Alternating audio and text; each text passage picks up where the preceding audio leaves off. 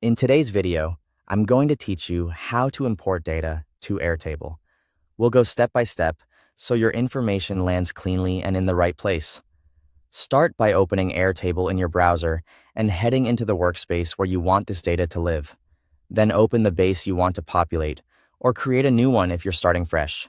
A base is like a project file that can hold multiple tables. A new base gives you an empty table that's perfect for an initial import. At the top of your table, click Add or Import. Choose your import source. You can bring in a CSV, an Excel spreadsheet, or connect to Google Sheets. CSV is a safe, universal choice when exporting from other tools, while Excel and Google Sheets work well if your data already lives there. Before proceeding, make sure the first row of your source has clear column headers. These become your field names. Next, upload the file or connect to your chosen source. If you're using a file, select it from your computer. If you're using Google Sheets, authorize access and pick the correct spreadsheet and tab. Airtable will show a preview so you can match fields.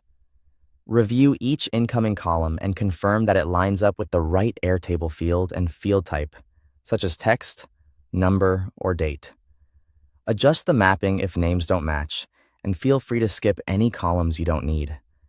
It's a good idea to double-check date formats and numeric values here, since a quick fix now prevents cleanup later. When everything looks right, click Import. Airtable will create the records for you based on the mapping you just confirmed. Finally, review your data in the table.